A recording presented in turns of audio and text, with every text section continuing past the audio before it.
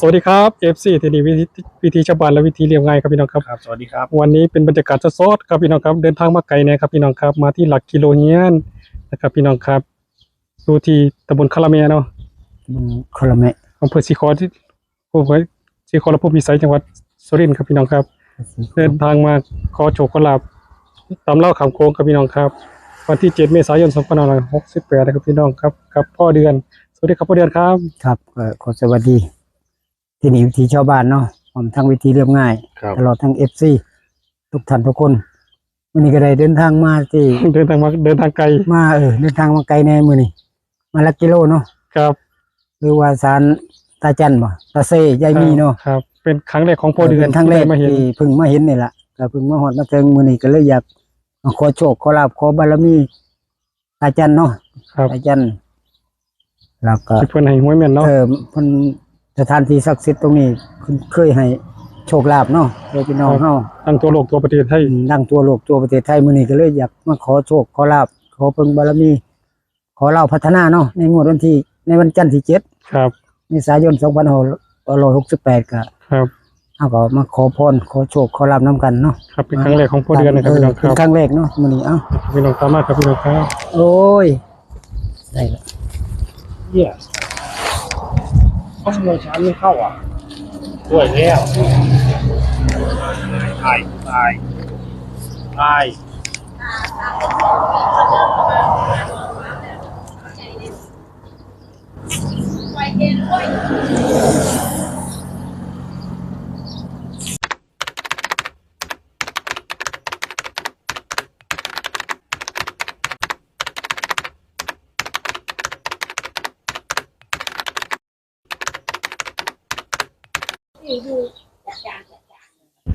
สาธุอาจารย์ตาเซยายมีที่อยู่ตรงนี้ให้ขอโชคขอลาภแนวพัฒนาสาธุพ่อเดือนมาแล้ว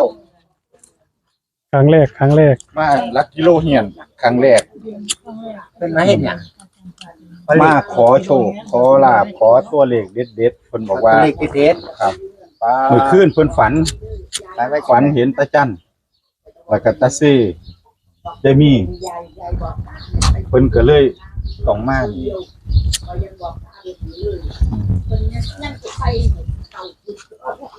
ายกดน้ำตายครับนั่งไหนบ่เดี๋ยวหาสักทีครับผมสาธุครับสาธุนะโมตัสสะภะคะวะโตอะระหะโตสัมมาสัมพุทธัสสะครับนะโมตัสสะภะคะวะโตอะระหะโตสัมมาสัมพุทธัสสะนะโมตัสสะภะคะวะโตอะระหะโตสัมมาสัมพุทธัสสะสาธุท่านตาจันเนาะตาเซยายมีมณีผู้กายเองก็ได้เดินทางมาหอดมาถึงเพื่อสิมาขอแนวทางโชคลาภเราพัฒนาเนาะในงวดวันที่7 เมษายน 2568นี่ก็ได้มาหอดมาถึงเพื่อสิมาขอโชคลาภขอบารมีตาจันตาเซหรือว่ายายมีจงดลบันดาลเปิดโชคเปิดลาภหรือว่าประทานพรให้แก่ผู้กาได้หูได้เห็นเพราะว่าก็ถือว่าเป็นครั้งแรกเนาะก็เพิ่งได้มาหอดมาถึงก็ถือว่าเป็นบุญวาสนาหรือว่าเป็นบุญญาบารมีที่ได้มาหอดมาเห็นมาถึงขอบารมีตาจันตาเซยายมีที่อยู่ณสถานที่ตรงนี้ขอสิ่งศักดิ์สิทธิ์ที่ปกปักรักษาหรือว่าเจ้าที่เจ้าทางเจ้าป่าเจ้าเขาเจ้าให้เจ้าหน้าก็ดีผู้ข้าเองขออนุญาตให้เปิดโชคเปิดลาภหรือว่าเปิดดวงให้ผู้ข้าได้หูแจ้งเป็นจริงนี่เด้ออาจารย์เลยสาธุขอเพิ่งบารมี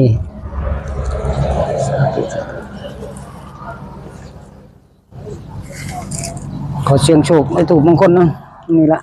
ครับเสียงโอ้เลขตาจันตาเซยายมีเป็นสิคงสิหายดอก3โตไปละตัวบ่เคยมาบ่เทื่อได้ก่อนนี่มันเป็นบ่ใหม่เด้อไสเจ้าแล้วไอ้กี่แล้ว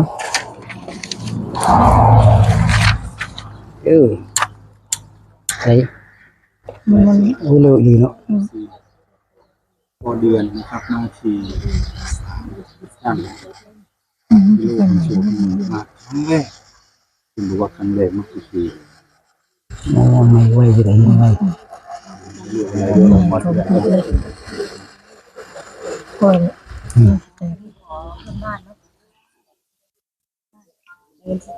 สาธุสาธุสาธุนะโมตัสสะภะคะวะโตอะระหะโตสัมมาสัมพุทธัสสะนะโมตัสสะภะคะวะโตอะระหะโตสัมมาสัมพุทธัสสะนะโมตัสสะภะคะวะโตอะระหะโตสัมมาสัมพุทธัสสะพุทธานิมิตังปฏิมานาอรหังพุทโธนะโมพุทธายะตติยัมปิพุทธานิมิตังปฏิมานาอรหังพุทโธนะโมพุทธายะตติยัมปิพุทธานิมิตังปฏิมานาอรหังพุทโธนะโมพุทธายะสาธุสาธุสาธุเด้อตาจันทร์เสเนี่ยนี่มื้อนี้พวกข้าเองก็ได้เดินทางมาหวนมาถึงเพื่อสิมาขอบารมีขอโชคลาภแนวทางให้พี่น้อง FC หรือว่าตลอดล้านที่อยู่ต่างอำเภอต่างจังหวัดก็ดีก็ขอบารมีสิ่งศักดิ์สิทธิ์ที่อยู่ตรงนี้จงดลบันดาลประทานพรโชคลาภให้แก่ผู้ขายหวยเห็นภายในถูกมงคลเรื่องนี้เด้อสาธุสาธุขอบารมีสิ่งศักดิ์สิทธิ์ดลบันดาลโชคลาภให้แก่ผู้ขายได้หูได้เห็นได้จริงเนาะครับ อายุวะอันนี้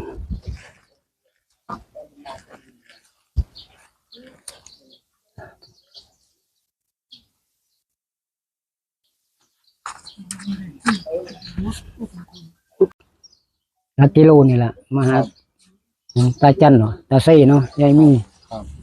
ก็ตั้งใจไปโดนแล้วล่ะไม่เคยมาหอดมาถึงมีมื้อนี้ล่ะก็เลยมีโอกาสมีเวลาได้มาเพื่อมาขอโชคลาภเนี่ยขอบารมีสิ่งศักดิ์สิทธิ์ที่อยู่ตรงมันว่าแม่นล่ะเพอมัน ก็เลขในหลักนี่จ้ะแม่น แม่นเนาะ เบิ่งมันออก87 ในหลัก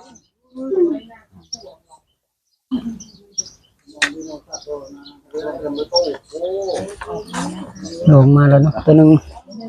เลขในหลักนะ ทีหนึงนี่ 87นะครับเลขในหลัก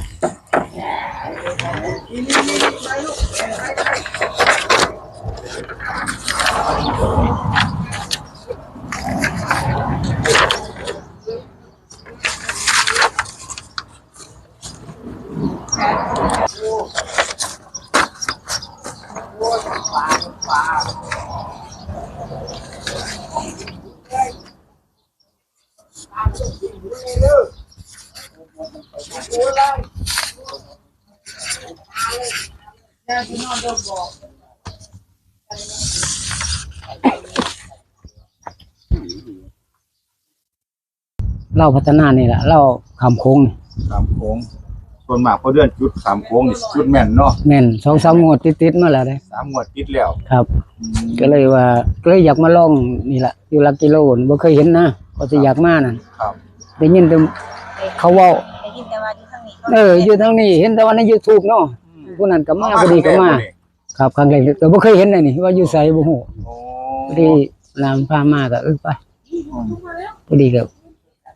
เพิ่งมาเห็นเนี่ยโอ้ ข่าวว่าที่นี่ให้แม่นเนาะ แม่นเลยอยู่นี่ เคยมา ไผก็ว่าอยู่นี่ล่ะ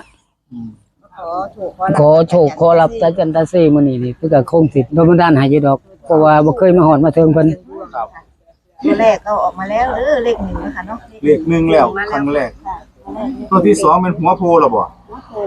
โคอยู่เด้ แปดเลขเก้านี่แหละ คันบ่แปดก็เก้าล่ะ ถ้าบ่แปดก็เก้าตัวที่สอง แปดเลขเก้าเก้าค่ะงอกลมๆออกมาแล้วนะคะ เนาะใช่มั้ยอ๋อ มาลุ้นกันนะคะว่าจะเป็นตัวไหนนะคะ ลุ้น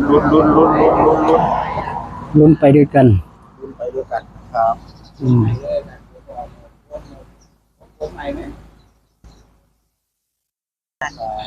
ลขเพื่อนบ้านพ่อเดือนนะคะเพียงคนนั้น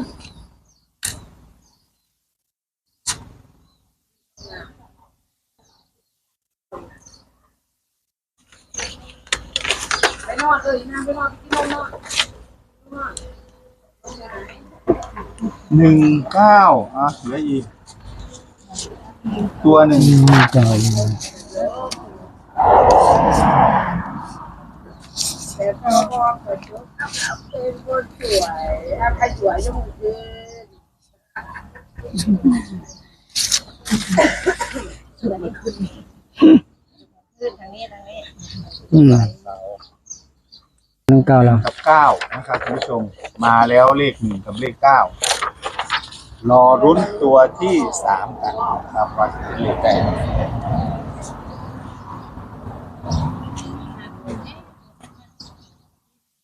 สวัสดีน้องลำไยไหทองคำนะครับมาดูด้วยน้องลำไยไหทองคำออกมา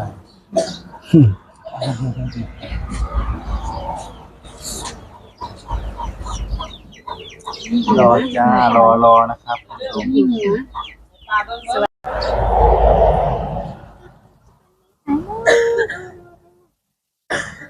บอกนะก้าวอีก เนาะคืออยู่ คือก้าวอยู่ แม่น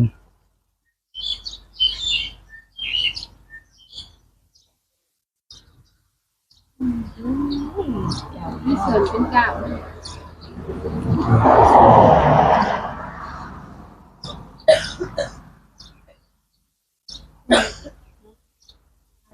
ก้าวไหมเป็นก้าว เก่าอีหลี อืม เป็นเก่า เป็นก้าวใช่ไหม เก่าละเห็นแต่หัวมันเป็นเก่าแล้วนะ เป็นเก่า ครับ น่าจะเก่าแล้วโอ้ยแม่ในลีละเก่าแท้ละ อ้าวเก้าบ่ครับ ครับ เลขต้องตัวนี่ ก้าว 199อ้